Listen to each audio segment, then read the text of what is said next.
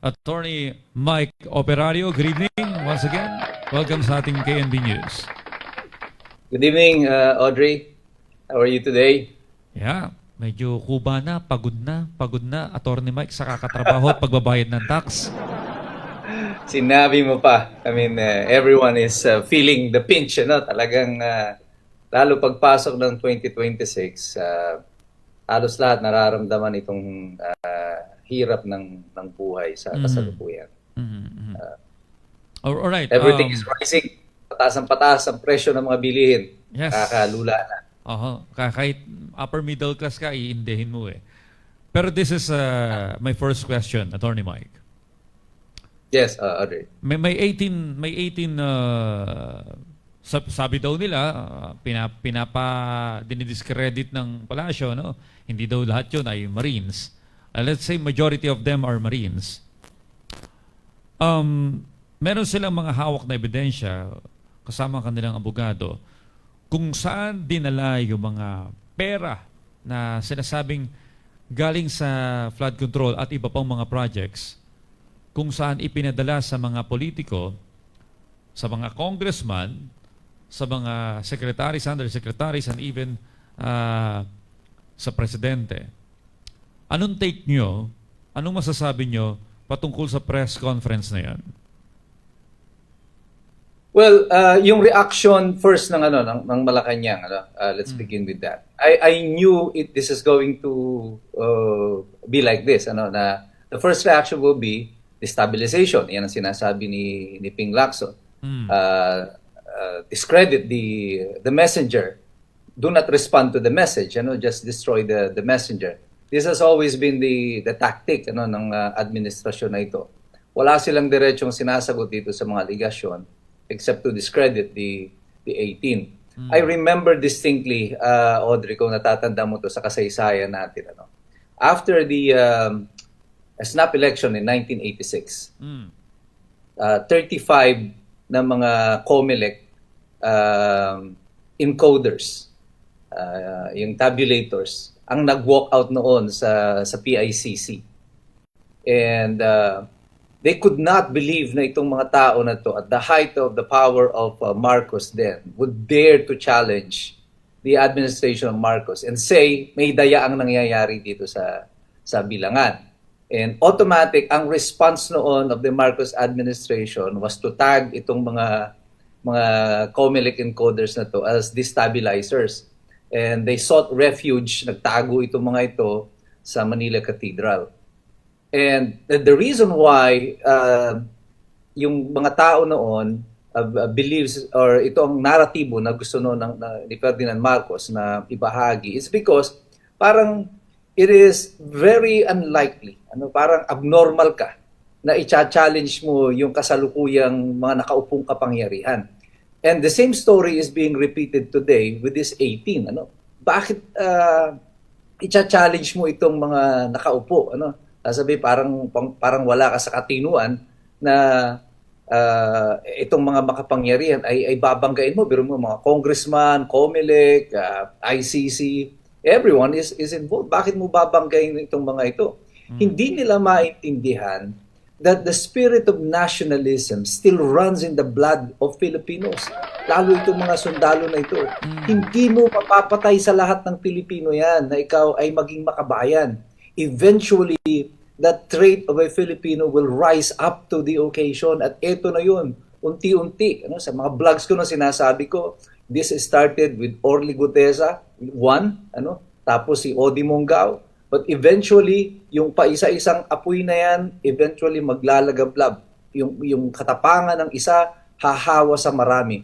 And now, from Odi Mongao to Gutesa, now you have 18 more. And I expect na many more people, itong mga Pilipino na to, mababasa na nila kung ano yung totoong nangyayari. And finally, we will find the courage to stand up against what is happening in this country of ours. Alright. Attorney Mike, itong aking pag-aalala, ito pong mga 18 humarap sa press conference, ito po'y pangkaraniwang tao lang naman.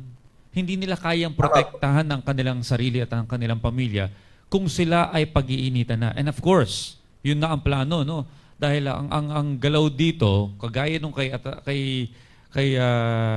Gutesa, is i-pressure sila para baliktarin yung kanilang mga naging mga testamento at ituro pa yung kabilang side o side ng mga Duterte na sila pa yung may pakalaan nito.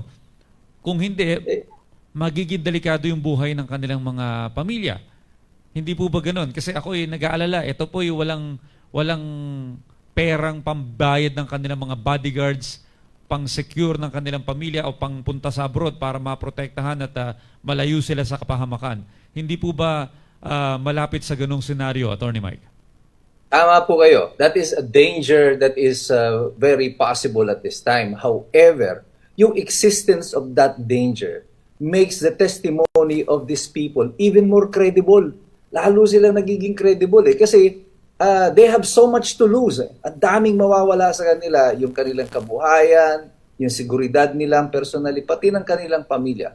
Now, what will take a man to put everything on the line? Isusugal niya yung lahat kung hindi siya naniniwala doon sa kanyang mga sinasabi. Kaya para sa akin, the danger that they are into right now makes me even believe them even more. Mas maniniwala ako sa kanila kaysa sa sinasabi ni Ping Lacson. Alright. So may itong abogadong humarap, meron silang mga ebidensyang ipresenta. May mga pictures, may mga videos, may mga documents. So Yes. may affidavit na ito yung kanilang ebidensya. So saan po ba ito ihinain at ano pong kahihinatnan ng kasong ito? Well, I saw si Attorney Baligot kanina in a press conference outside of the Ombudsman. I think that's the proper forum right now because maraming mga government officials ang involved dito. But whether or not the Ombudsman will be fair on this, kasi nabanggit din ang pangalan ni Remulla in one of the statements on sa affidavit, that is a matter that will be taken up siguro. Baka ipa-inhibit nila si Remulla dahil hindi naman ito babagsak agad kay Remulla. It will go to one of the deputies ng mga ombudsman. But you have no choice. You have to go through the proper channels. You have to go to the office of the ombudsman. Kahit na may duda ka doon sa nakupo, yun pa rin yung tamang proseso. The other aspect of this is I think they're gonna use yung affidavit na ito ng mga tao and use it as an evidence before the ICC to challenge the partiality of the investigating officers. I think it's a prosecutor, the ICC prosecutor who conducted the investigation. So they can use itong affidavit na ito ng mga testigo to challenge yung partiality ng outcome ng findings ng investigating team of the ICC, and this could damage further yung already damaged and tarnished reputation of the ICC. So mayroon din itong geopolitical implications, hindi lang pang Pilipinas ang epekto nito, with the revelation that people of the ICC receive money through Trillanes. Ito ay malaking issue ito, which can also trigger an avalanche of withdrawal from the ICC. Marami na, sunod-sunod na itong mga nagwi-withdraw sa ICC. I think pinaka-recent was Venezuela and Hungary, I think, also withdrew from the ICC. Okay. Well, marami nagtatanong, Attorney Mike, meron pa po ba legally, meron pa po bang tsansang makabalik si dating Pangulong Duterte sa Pilipinas? Well, legally there is. I was watching yung legal arguments ni Kaufman kanina, Attorney Kaufman, and it was good, and I was impressed with the presentation. Kasi so far, pinanood ko yung presentation of the evidence dito yung in the pre-trial chamber. Parang narration pa lamang ito of the evidence of the prosecution. Puro drama yung nangyari, yung naratibo nila is puro drama, but there seems to be a disconnect between the story that they wanted to project papunta doon sa liability ni Rodrigo Duterte. Because again, the charge is crime against humanity. Ano? Doon pa lamang sa category ng can you categorize, kasi binanggit na nila mismo, these are suspected criminals, drug syndicates, drug users.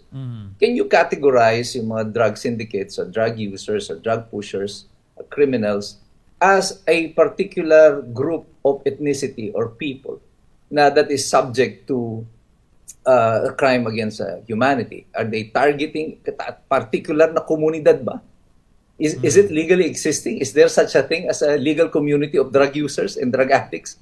Parang yun ang that's the meat of the question And the other one is whether or not they were able to establish by the evidence that they have right now, kung hawak nilang ebidensya, that this is an orchestrated order, galing mismo kay Rodrigo Duterte to kill these particular individuals based on their particular ethnicity or trait that will categorize them as a certain group of people. At doon, I think the prosecution miserably failed. But then again, here's the thing. Kung totoong bayad itong ICC, no amount of evidence that the defense will present will matter at this time. That's why it boils down to the credibility of the ICC itself. Kaya material itong mga ebidensya ngayon na nag-surface dito sa pamamagitan ng 18 mga individual na ito. Okay. Well, Attorney Mike, ganito ang situation. Ang ICC, marami na silang hinahabla ng mga leaders. Even Donald Trump, US President Donald Trump, nakahabla dyan. Even Russian President Vladimir Putin.